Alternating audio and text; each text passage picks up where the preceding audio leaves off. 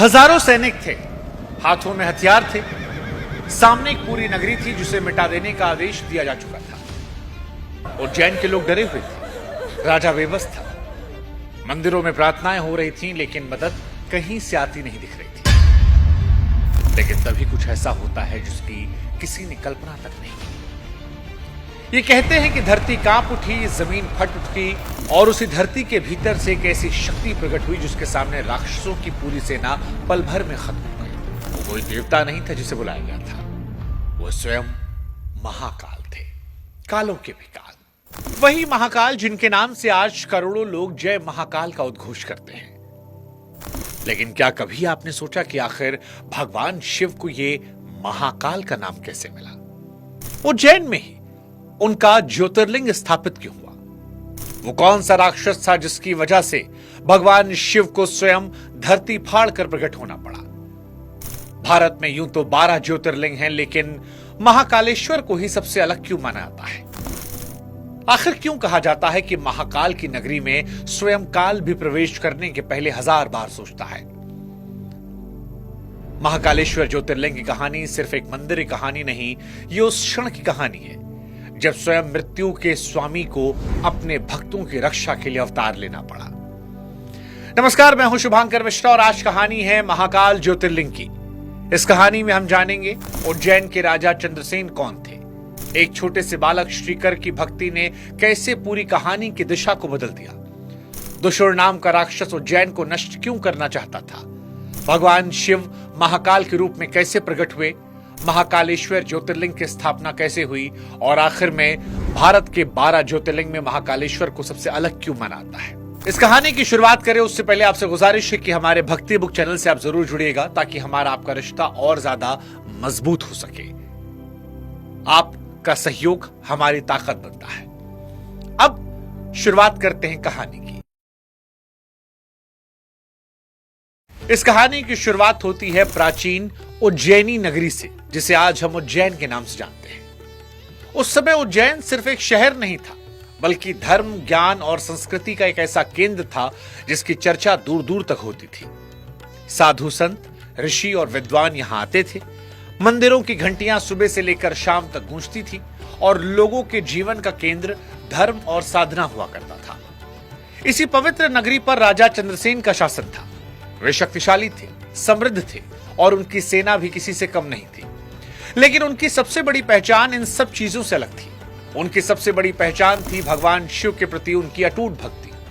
कहा जाता है कि राजा चंद्रसेन अपने दिन की शुरुआत महादेव की पूजा से करते। कोई भी महत्वपूर्ण निर्णय लेने से पहले वे भगवान शिव का स्मरण करते। उनके लिए सिंहासन से बड़ा विश्वास था, शक्ति से बड़ा सहारा था महादेव का। उनकी इसी भक्ति से प्रसन्न होकर भगवान शिव के परम भक्त मणिभद्र ने उन्हें चिंतामणि नाम की एक दिव्य मणि भेंट की। ऐसी मान्यता थी कि ये कोई साधारण रत्न नहीं, जहां ये मणि रहती वहां समृद्धि, वैभव और सौभाग्य अपने आप आ जाता।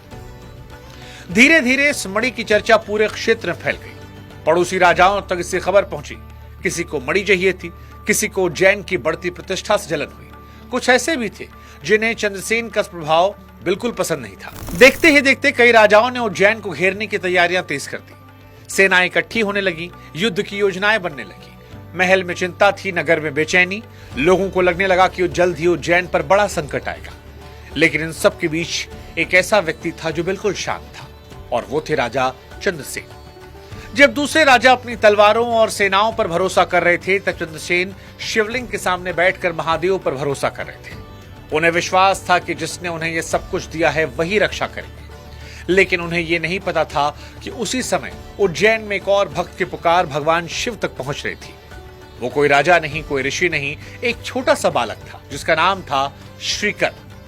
बालक श्रीकर, जिसकी भक्ति ने इतिहास को बदल कर रख दिया। उज्जैन में रहने वाला बालक श्रीकर एक साधारण बालक था। उसके पास ना तो धन था, ना शक्ति, ना कोई विशेष पहचान। अगर उस समय हजारों बच्चों के बीच खड़ा होता तो शायद उसे कोई पहचान भी नहीं पाता। लेकिन उसके पास एक ऐसी चीज थी जो बड़े बड़े राजाओं के पास नहीं थी। वो थी निष्कपट और निर्मल हृदय। एक दिन वो अपनी मां के साथ नगर में जा रहा था, तभी उसकी नजर राजा चंद्रसेन पर पड़ी। राजा पूरे मन से भगवान शिव की पूजा कर रहे थे उनके चेहरे पर ऐसी शांति थी जिसने उन्हें दुनिया के किसी बात की चिंता ना होने दी। श्रीकर उन्हें देखता ही रह गया। उसने पहली बार किसी को भगवान के प्रति इतना समर्पित देखा। घर लौटने के बाद उसके मन से वो दृश्य निकला नहीं। वो बार बार सोचता रहा कि आखिर ऐसे कौन है महादेव जिनकी पूजा करने से एक राजा को इतना सुख और संतोष मिलता है। उसी क्षण उसके मन में भगवान शिव के प्रति प्रेम जाग उठा। उसने निश्चय किया कि वो भी महादेव की पूजा करेगा। लेकिन वो एक छोटा बालक था। उसके पास ना तो मंदिर था, ना शिवलिंग, ना ही पूजा की कोई सामग्री। तब उसने रास्ते से एक पत्थर उठाया और उसे शिवलिंग मानकर पूजा तेज कर दी। रोज उसी पत्थर के सामने बैठता और आंखें मूंद लेता और मन से महादेव का ध्यान करता। उसके लिए वो पत्थर नहीं था बल्कि स्वयं भगवान भोलेनाथ थे। दिन बीतते गए, उसकी श्रद्धा बढ़ती गई।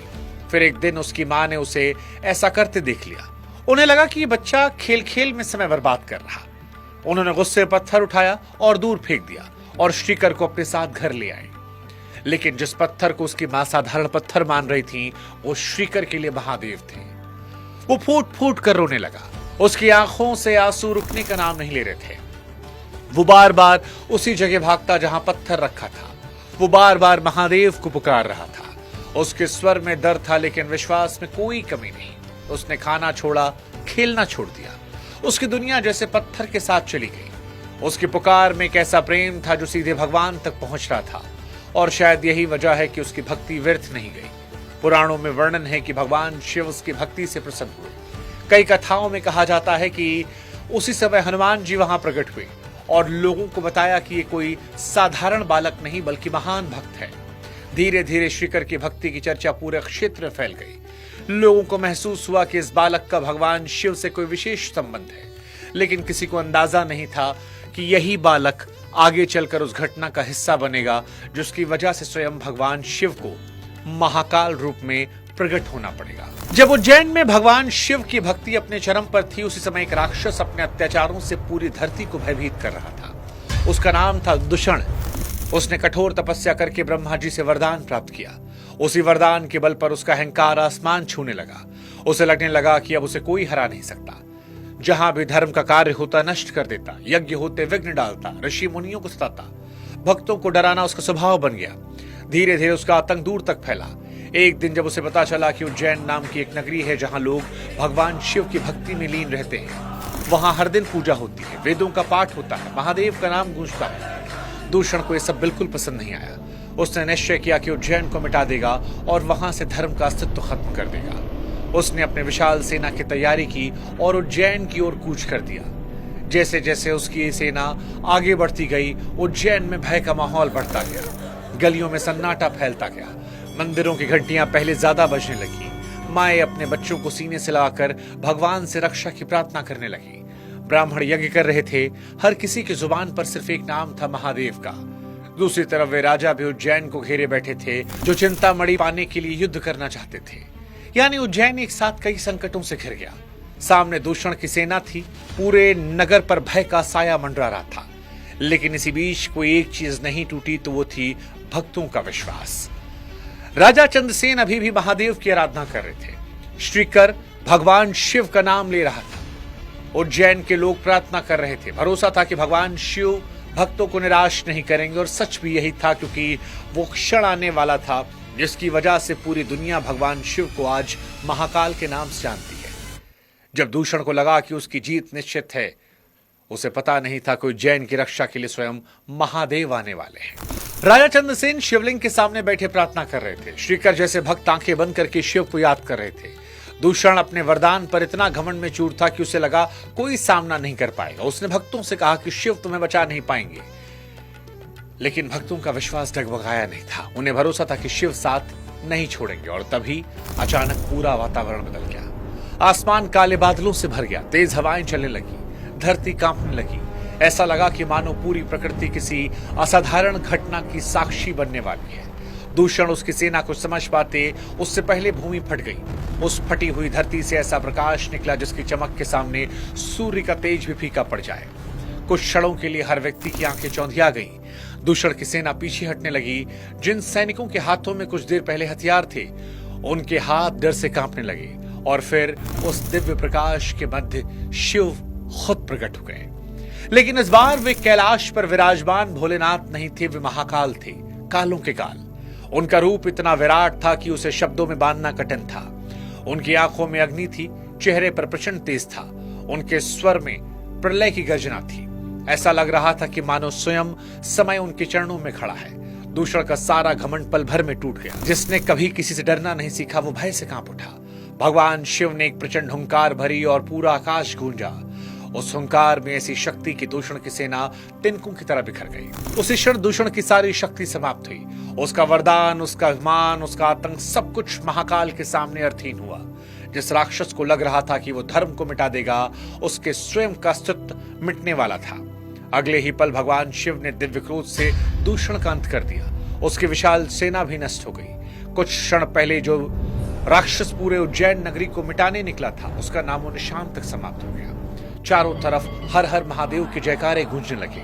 लोगों की आंख में आंसू थे, लेकिन इस बार डर के नहीं बल्कि आनंद और कृतज्ञता के। उन्होंने आंखों के सामने देखा कि उनके भगवान उनकी रक्षा करने के लिए स्वयं आए। यही वो क्षण था जिसने भगवान शिव को महाकाल के रूप में स्थापित किया, क्योंकि उस दिन सिर्फ एक राक्षस का वध नहीं हुआ, बल्कि ये साबित किया कि जब भक्त सच्चे मन से पुकारते हैं तो महादेव केवल सुनते नहीं, स्वयं चले आते हैं। अब आपके मन में सवाल होगा कि महाकालेश्वर ज्योतिर्लिंग की स्थापना कैसे हुई? तो दूषण का अंत हुआ, उज्जैन सुरक्षित था। जिन लोगों ने कुछ समय पहले विनाश को अपने सामने खड़ा देखा था, उनके चेहरे खुशी से चमक रहे थे। पूरा नगर भगवान शिव के जयकारों से गूंज रहा था। लेकिन इस खुशी के बीच लोगों के मन में एक सवाल था कि आज तो महादेव आ गए, लेकिन भविष्य में कोई संकट आया तो क्या फिर भक्तों को ऐसी ही परीक्षा से गुजरना पड़ेगा?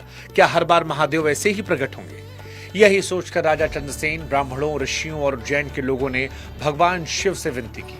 कहा कि प्रभु, जैसे आज आपने रक्षा की, वैसे ही हमारी रक्षा करते रहिए। हमें छोड़कर मत जाइए, अपने भक्तों के बीच निवास कीजिए। भक्तों की प्रार्थना सुनकर भगवान शिव प्रसन्न हुए और कहा कि इसी स्थान पर सदैव विराजमान रहेंगे, अपने भक्तों की रक्षा करते रहेंगे। इसके बाद शिव ज्योतिर्लिंग के रूप में स्थापित हुए। यही ज्योतिर्लिंग आगे चलकर महाकालेश्वर ज्योतिर्लिंग के नाम से प्रसिद्ध हुआ।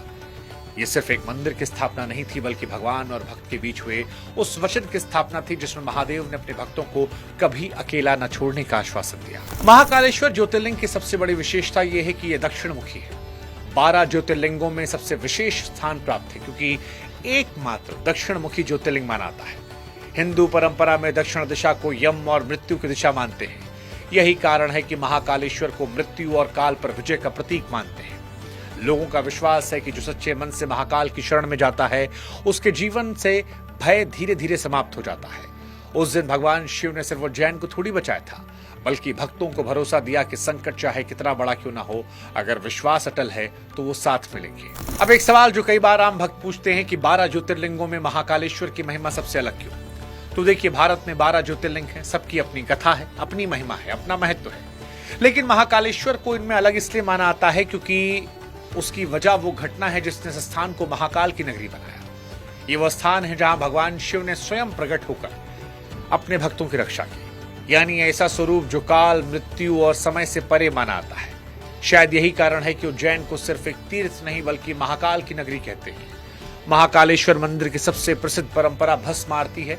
हर दिन ब्रह्ममुहूर्त में होने वाली आरती दुनिया भर से आने वाले भक्तों के लिए आकर्षण केंद्र है। इसके पीछे गहरा संदेश है कि चाहे कोई कितना भी शक्तिशाली क्यों ना हो, उसके पास कितना भी धन, वैभव, पद क्यों ना हो, अंत में सब कुछ भस्म हो जाता है। इसलिए जीवन में कुछ महत्वपूर्ण है तो वह भक्ति। उज्जैन का महत्व तो सिर्फ महाकाल तक सीमित थोड़ी है, वो सप्तपुरियों में से एक है। सिंहस्थ कुंभ का आयोजन यहीं होता है। प्राचीन काल से शिक्षा, खगोल विज्ञान, आध्यात्मिक साधना का बड़ा केंद्र है। लेकिन इन सब के बावजूद सबसे बड़ी पहचान महाकाल है, जहां हर साल करोड़ों लोग जाते हैं महादेव का आशीर्वाद लेने के लिए। लेकिन जब वो लौटते हैं तो उनके साथ सिर्फ प्रसाद थोड़ी होता है, विश्वास होता है। विश्वास की चाहे मुश्किल जितनी बड़ी क्यों ना हो, महाकाल का हाथ सिर पर है तो डरने की जरूरत नहीं है। यही वजह है कि हजारों साल बीत जाने के बाद भी महाकालेश्वर ज्योतिर्लिंग की महिमा कम नहीं हुई। समय बदला, राजवंश बदले, साम्राज्य आए गए, लेकिन महाकाल आज भी उसी उज्जैन में विराजमान है। और शायद इसी वजह से करोड़ों लोग आज भी उसे विश्वास से कहते हैं, जय श्री महाकाल, जय भोलेनाथ। महाकालेश्वर ज्योतिर्लिंग की कहानी सिर्फ एक राक्षस की वध की कहानी नहीं है, ये विश्वास की शक्ति कहानी है। राजा चंद्रसेन की अटूट भक्ति कहानी है, बालक श्रीकर की निष्कपट श्रद्धा कहानी है, और सबसे बढ़कर उस वचन की कहानी जो भगवान शिव ने स्वयं अपने भक्तों को दिया था कि जब जब आप शिव को पुकारेंगे शिव आपके पास होंगे। शायद इसीलिए हजारों साल बाद भी महाकाल सिर्फ एक नाम नहीं, करोड़ों की आस्था है, भरोसा है, आश्रय है। उज्जैन सिर्फ एक शहर नहीं बल्कि भूमि है जहां भगवान शिव ने स्वयं साबित किया कि भक्त और भगवान के बीच की दूरी उतनी जितनी एक सच्ची पुकार और उत्तर के बीच होती है। क्योंकि उस दिन सिर्फ दूषण का अंत नहीं हुआ था, अहंकार हारा था, भक्ति जीती थी। और महादेव ने बताया था कि सच्चे भक्त जब पुकारते हैं तो महादेव आते हैं। ये विश्वास आज तक अडिग है, अमर है। और इसीलिए हर भक्त की जुबान पर सिर्फ एक ही नाम है, जय श्री महाकाल, जय भोलेनाथ।